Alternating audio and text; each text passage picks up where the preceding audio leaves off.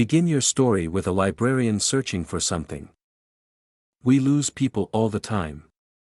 It's just the nature of the job. What can you expect from a place full of nooks and crannies people intentionally go to get lost in? I usually don't worry when I don't see someone for a while, but when it's been days since someone's checked out, it's usually a sign that I need to step in. I'm not doing this alone, thankfully.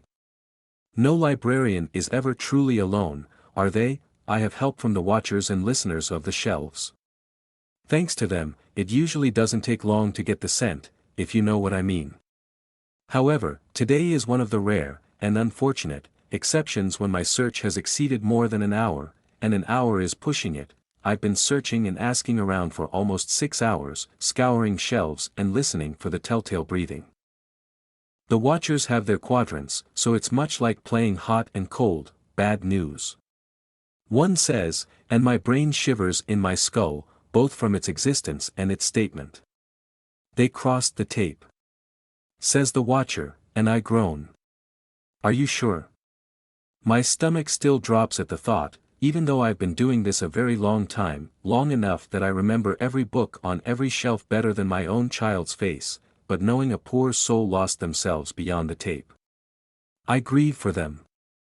The watcher doesn't speak, but generates an affirmative sensation. That means I have to backtrack to my desk for supplies. I thank them, asking that they send word ahead of my arrival. It's been a while since I've had to go past the tape, which means it's been a while since I entered the broom closet.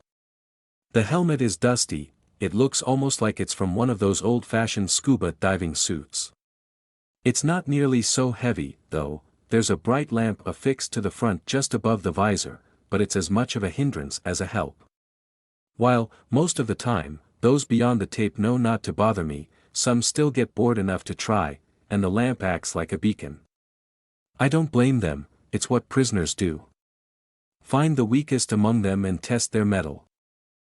I've got a sack full of non-perishables, tinctures, aspirin, and a compass, not like the kind you're used to, but would take too long to explain, and time is of the essence, so I'll let your imagination handle it from here. I sling the sack across my body, and fasten my waist with a utility belt that would make a trust fund back character with abandonment issues jealous. It's got floss, lighters, matches, and a few more tools that don't exist outside of the library. The last thing I grab is the flamethrower. This is where I should be very transparent with you. I'm not actually the librarian. I'm the librarian's assistant. I know, isn't that just your luck, right? Not to worry, I'm very good at using this thing, and it does the job nicely, whatever job I may deem necessary at any particular moment. But the head librarian doesn't really need much of anything to ward off what lingers here. I don't know exactly where he is at the moment, nor do I want to know. If this were a real pickle I would summon him, but while a rare occasion, it's not unusual in the scope of 1,000 years. After all, no one comes here without the intention, whether it's conscious or subconscious, to get lost. It's the nature of this place, but you know that, don't you? It's why you're here. After all, it doesn't take me long to find the tape, which is fortuitous. Sometimes it moves around, but the watchers and listeners kept a beat on it this time so as to direct me. Yes, it is really dark, yes, it's literal tape. Hazard tape, but that's almost like a beacon to the adventurous, isn't it? I think the library knows that. It's greedy, but it's also quite discerning in taste. In some circles that means that I should extend congratulations to you. In others, I offer my sincerest sympathy. I hear my name and ignore it as I crawl through the crisscross of reflective strips. The tape moves not at random, by the way. It genuinely serves as a warning, whether it's gatekeeping sections currently under construction, in repair, or missing. I try not to, but I think that last one has something to do with where the head librarian went. Don't worry about it, my name is not important. So ineffectual that I've forgotten. I hear my name again as I begrudgingly turn on the lamp. Not a lot of help, just enough light to ensure I don't trip over anything, or disturb the shelves. Many sleep here. I send off a warning shot from the flamethrower, showing I carry more light than just atop my appetizing head. The flash of flame sends things Slithering. But most of those this close to the tape have never been very convicted by nature, so I'm not concerned. There are more listeners and less watchers past the tape, for obvious reasons. Thankfully, they say I don't have to go too far. I look down at the telling clicking sound to see rocks rolling. Some as big as my foot, and some as small as the tip of my thumb. The smaller ones move more easily, but all are rolling as if pulled toward a central point. I don't even need the compass, but I glance down at it one more time before stuffing it back into the sack. While I don't have to go too far, things are relative here. 10 steps may be 10,000. And so even after only a few moments of exploring, I feel acute pressure jamming into my temples. My heart feels like it's being squeezed, and my vision blurs. My fingers tingle by the time I'm able to shake the aspirin into my mouth. I chew it, ignoring the sound of my name, my true name.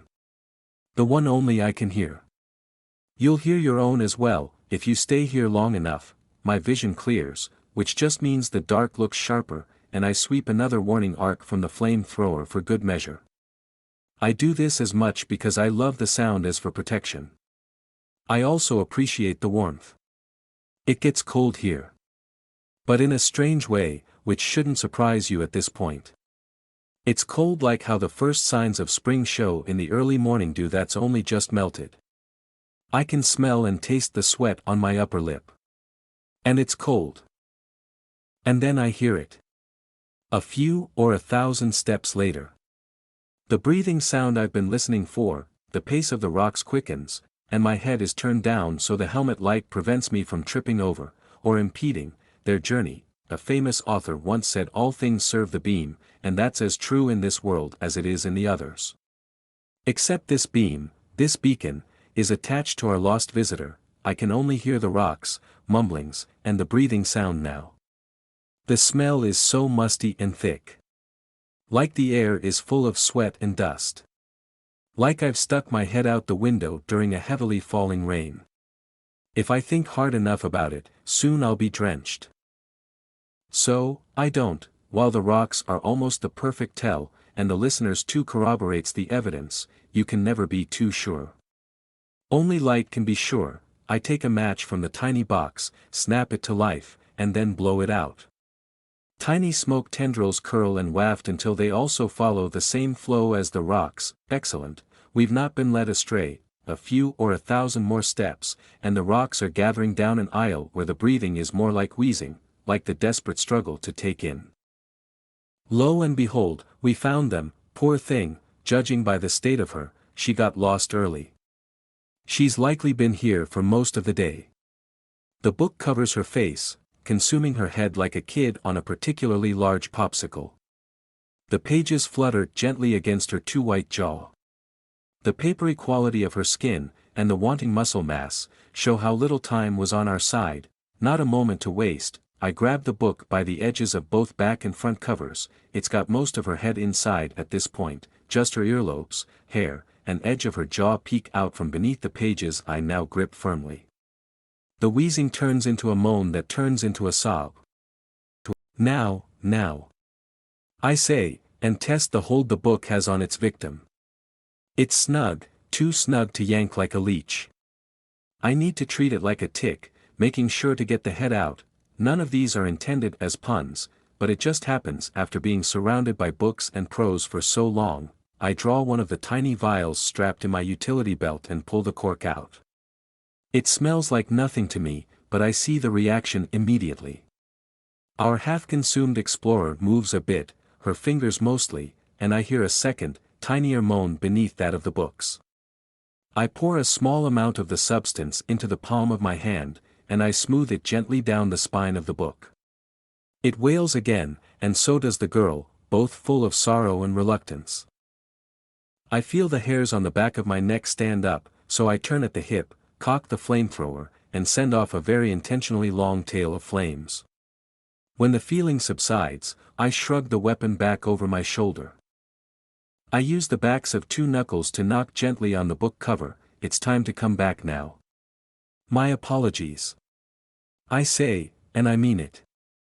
The book and the girl moan again, more hollowly, and I can feel the seal, the bond, splitting like a seam. I grip the book again, because these two are stubborn, and have to pry them apart. The color and mass return beneath her skin, and though her eyes are open, they can't see anything. She'll be like that for a while, it's normal. She'll recover.